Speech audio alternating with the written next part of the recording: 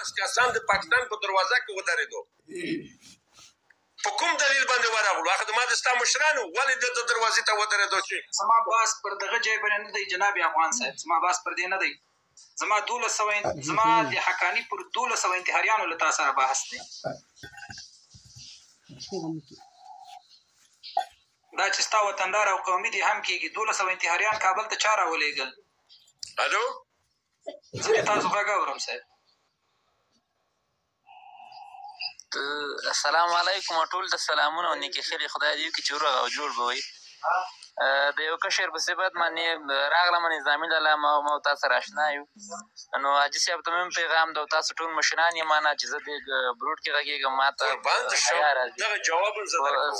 دغه جواب زه درکوم.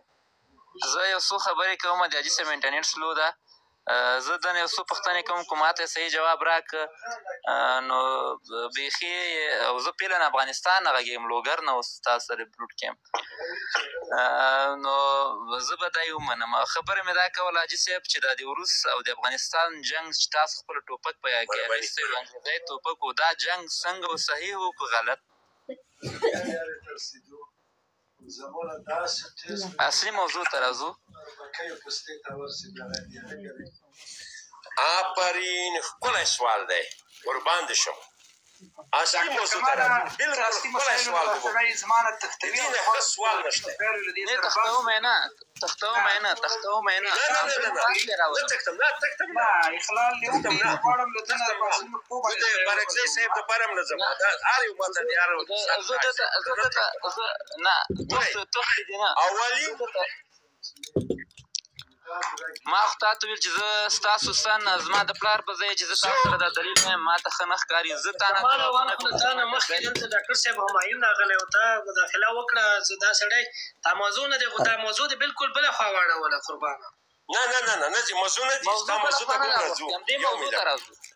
نه ځي بله خوا نه ځي. وراره ډېر ښکلی سوال کړی دی. ګورئ که چېرته دا بدبختي موږ رامنځته کړې د افغانستان ته چې نن ما ته 43 کاله په دې کې ګیر راغلي یو. وروس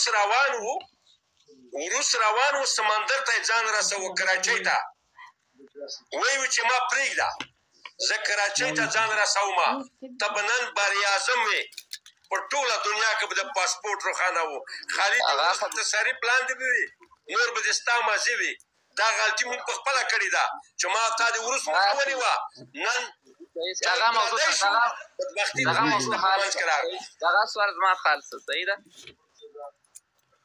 اوس د روان وضعیت باندې خبره کوو. دا اوس د افغانستان چې کوم وضعیت ده موږ او تاسو تمام معنا باندې خپل ځان خپله وزلی. ګوره په دې سړی فکر وکړي په دې باید جدي فکر وکړو. دا پخوا پیدایي افغانستان کې ازاده اوس ارامه ده. پخوا پیدایي په افغانستان کې منبع پاکستان و تربیه کېدل هلته اوس همدغه کې دا مجاهدین غندي چې هلته وله په حقانیه مدرسې باندې چې هغه موږ غندو همه ټول افغانان یې په دې باندې هغه کړل. تا ویلي او ما ویلي او افغانستان یې په فدایانو سوړې هغه دی اورېدلی. اوس په هلته چې فدایي سوې ده ټول هر مجاهد ولس غندي. دې کې اوس ته څه نظر لري؟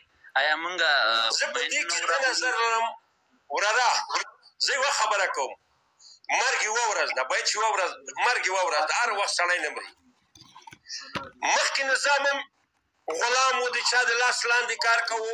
اوس هم چې په ملک کوم نظام ده د بل چا د لاس لاندې کار کوي. خپل وطن ته موږ ژمن نه یو.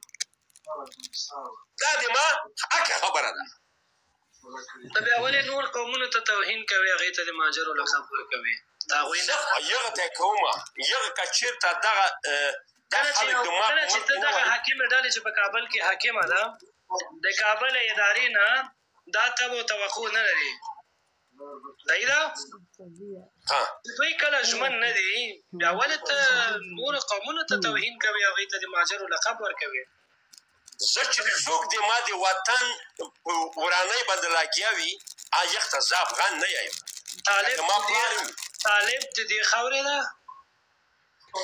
طالب ګوره اشرف غني د دې خاورې اشرف غني پرېږده اشرف غني دې سر وخوري. تا ته مې طالب خبره کړې سړی اشرف غني ته واچوئ. اشرف غني څه کوي اوس نه یو ملت اوس ما ته